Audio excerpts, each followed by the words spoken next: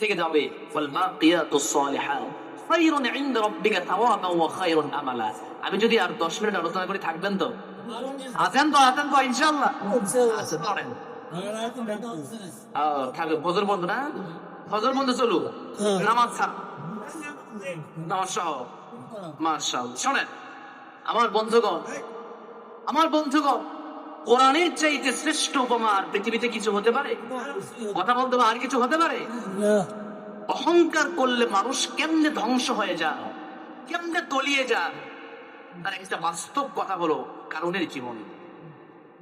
কারণকে যখন সম্পদ দেওয়া হয়েছে, আল্লাহ রাব্বুল আলামিন সম্পদ দিয়েছেন, তাকে বলা হলো আল্লাহর রাস্তায় ব্যয় করো। ইন্না কারুন কানা মিন কওমি মূসা ফাবাগা আলাইহিম ওয়া আতাইনাহু মিনাল কুনুজ ইন্না মাফাতিহাহু লাতানু বিল উসবাতি উলিল কুওয়া।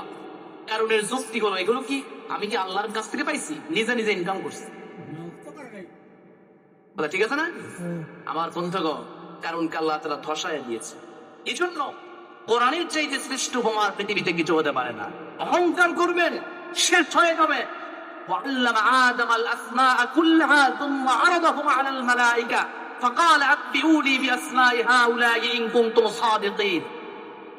যখন আল্লাহ রাব্বুল আলামিন সাইয়েদনা আদমকে অনেক বস্তুর যখন নাম শিখায়া দিয়েছিলেন, আল্লাহ রাব্বুল আলামিন সাইয়েদনা আদমকে যখন বললেন যে এই বিষয়গুলো তোমাকে আমি সিক্রেট ভাবে আমি শিক্ষা দিয়ে দিলাম, অপরদিকে আপনি তাকায়া দেখেন, যখন বলা হলো ইবলিসকে বলা হলো সিজদা দাও, সিজদা দিয়েছিল? কি করেছে? আবা ওয়াস্তাকবারা ওয়া কানা মিনাল কাফিরিন। আমি একটা ছোট্ট ঘটনা আপনাদের সামনে বলে আমি আমার কথা রীতি টানবো ইনশাআল্লাহ। আমি বলেছি কোরআনের মাঝে এর চাইতে শ্রেষ্ঠ উপমা পৃথিবীতে কিছু হতে পারে না। অহংকার করলে যে কেমন ভাবে ধ্বংস হয়ে যায় তার বাস্তব প্রমাণ সূরাতুল কাহফ 32 নম্বর আয়াত থেকে প্রায় 44 নম্বর আয়াত পর্যন্ত দীর্ঘ একটা ঘটনা আল্লাহ রাব্বুল আলামিন চমৎকার একটা ঘটনা এখানে তুলে ধরেছে। দুইজন বন্ধু ছিল।